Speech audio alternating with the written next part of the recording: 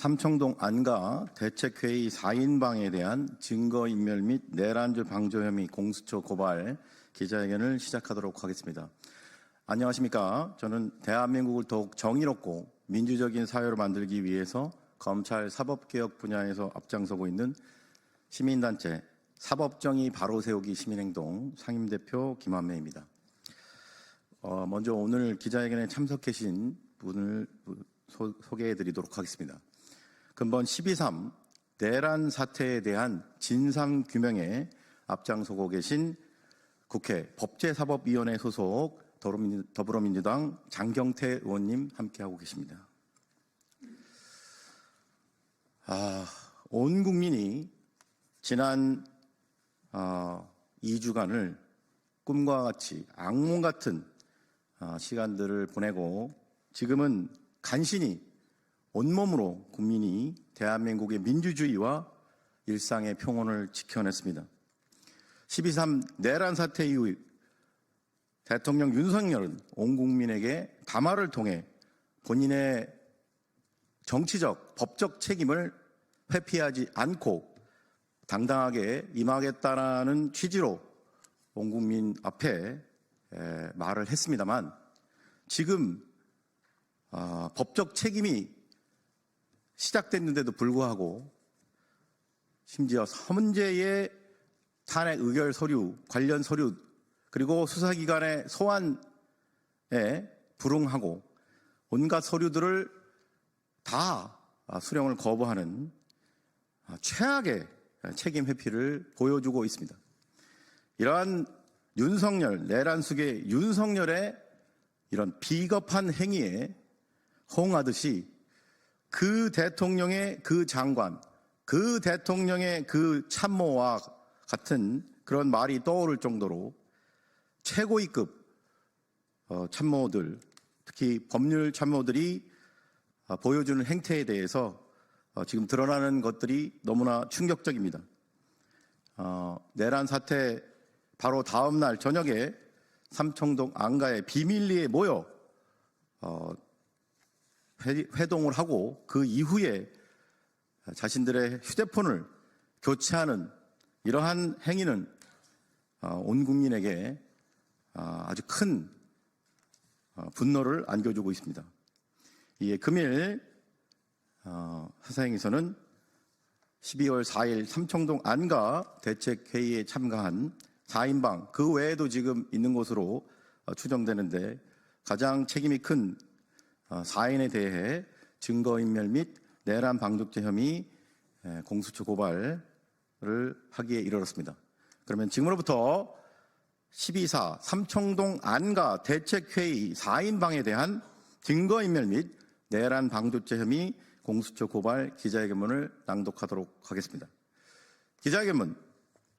내란 공범 안가 4인방은 장관인가 잡범인가 내란 속의 윤석열을 비호할 목적의 증거인멸은 구속 사유다. 공수처는 내란 방조범 박성재, 이상민 등을 즉각 체포하라. 대통령 윤석열은 2024년 12월 3일 위헌위법한 비상계엄을 선포했습니다. 또한 군경을 동원하여 반헌법적이고 불법적인 비상계엄을 해제하려는 국회의원들의 국회 진입 자체를 막는 것은 물론 국회 본회의장에 이미 진입한 국회의원들을 강제로 끌어내라고 직접 지시하는 등 국헌을 문란시키고 내란 범죄 행위를 저질렀습니다. 2024년 12월 14일 국회에서는 내란 수괴가 된 대통령 윤석열에 대한 탄핵안이 가결되어 현재 헌법재판소에서 대통령 윤석열에 대한 탄핵 심판이 진행 중입니다. 그런데 모두 법조인 출신으로 대통령 윤석열의 법률적 조언자였던 피고발인 박성재, 이상민, 이완규, 김주현 4인은 12.3 내란 사태 다음 날인 2024년 12월 4일 저녁에 삼청동 안가에 모여 대통령 윤석열의 반헌법적이고 불법적인 비상계엄 선포 및 내란 범죄 행위와 관련된 대책회의를 하고 삼청동 안가 회의 이후에는 이상민을 제외한 3인은 자신들의 휴대폰을 교체하여 윤석열의 내란 범죄와 관련된 증거인멸을 실행한 것으로 보이고 이상민 역시 그런 유사 행위를 한 것으로 의심됩니다. 이에 다음 혐의로 피고발인 박성재, 이상민, 이완규, 김주현을 공수처에 고발합니다. 1. 형법상 증거인멸 및 내란 방조죄의 점. 2024년 12월 3일 대통령 윤석열은 대통령으로서 헌법을 준수하고 수호해야 하는 헌법상 막중한 책무가 있음에도 불구하고 헌법 제77조 제1항에 따른 요건이 전혀 충족하지도 않았음에도 불구하고 국가적 비상상태라는 본인만의 망상에 사로잡혀 헌법에 위반하는 불법적인 비상계엄의 선포를 강행하여 국헌을 문란케 했습니다. 나아가 비상계엄 선포는 대통령이 하더라도 헌법 제77조 제5항에 의거 그 유지 여부는 국회가 의결하도록 하였음에도 불구하고 군경을 동원하여 국회의원들이 국회로 진입하는 것 자체를 못하게 하거나 이미 국회 본회의장에 들어간 국회의원들을 강제로 끌어내라고 직접 지시하는 등 국회가 헌법에 따라 비상계엄 해제를 하지 못하게 헌법상 국회의 기능을 마비시키라고 직접 명령했습니다.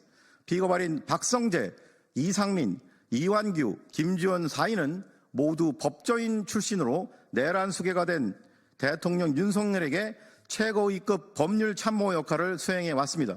그런데 피고발인 4인은 반헌법적이고 불법적인 12.3 내란 사태를 막기는커녕 오히려 내란 수괴 윤석열의 내란 범죄 행위를 방조했습니다. 아울러 내란 수괴 법률적으로 비호할 목적의 대책회의를 비밀리에 삼청동 안가에 모여 진행하고 이후에는 자신들의 휴대폰을 일괄적으로 교체하여 근본 12.3 내란 사태에 연루된 증거를 인멸한 혐의가 있습니다. 결국 피고발인 박성재, 이상민, 이완규, 김주현 4인은 2024년 12월 4일 삼청동 안가에 모여 위법한 12.3 내란 사태를 벌인 내란 수괴 윤석열을 비호할 목적으로 법률적 대책을 모의하고 안가 회의 이후에 피고발인 박성재, 이상민, 김주현 3인은 자신들의 휴대폰을 교체하였고 이상민도 그런 것으로 의심되어 윤석열의 내란죄와 관련된 증거를 인멸하였으므로 증거인멸의 죄책을 져야 마땅합니다. 또한 피고발인 4인은 대통령을 법률적으로 보좌하는 최고위직인 법무부 장관, 행안부 장관, 법제처장, 대통령실 민정수석의 자리에 있음에도 불구하고 반헌법적이고 불법적인 대통령 윤석열의 비상계엄 선포 강행 및 내란 범죄 행위를 묵인하고 방조하였으므로 내란죄 방조 공범의 죄책 역시 져야 마땅합니다.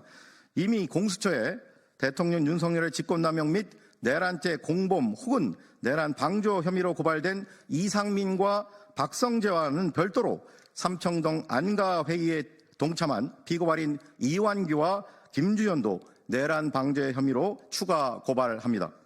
이에 위처럼 피고발인들을 고발하오니 법 앞에 평등이라는 헌법 규정이 국민의 한 사람인 전형직 장관이나 민정수석 등에게는 달리 적용되어 형사사법 시스템에 대한 국민의 신뢰를 더욱 붕괴시킨 일이 없도록 피고발인들의 혐의에 대해 철저히 수사하고 엄중히 처벌하여 주기를 사법정의를 바라는 수많은 국민을 대신하여 강력히 촉구하는 바입니다. 2024년 12월 19일 사법정의 바로 세우기 시민행동. 이상으로 기자회견 낭독을 마치고 한 가지 언론과 국민들에게 꼭 말씀드리고 싶은 사항이 있는데, 지난 법제사법위원회에서 법제처장 이완규는 본인의 휴대폰을 교체했냐는 질문에 자신이 범죄를 저질렀느냐라고 반문하면서 본인의 범죄 혐의가 없다라는 취지의 답변을 하였습니다.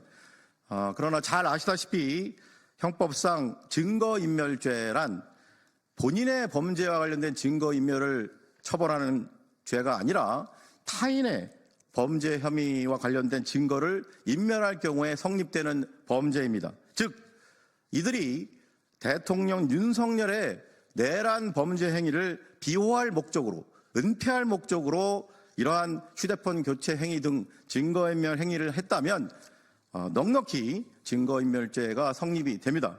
따라서 공수처는 지금이라도 이러한 중요한 자리에서 이 내란 사태 국면에서 이런 휴대폰 교체 행위 같은 이러한 증거 행위를 자행한 자들에 대한 즉각적인 체포, 그리고 더 이상의 증거 인멸 행위를 막기 위한 조치를 최대한 조속하게 취해 주기를 국민들을 대신하여 강력히 촉구합니다. 네, 그러면 이것으로 12.4 삼청동 안가 대책회의 4인방에 대한 증거인멸 및 내란죄 방조 혐의 공수처 고발 기자회견을 마치도록 하겠습니다. 함께해 주신 여러분 감사합니다. 고맙습니다.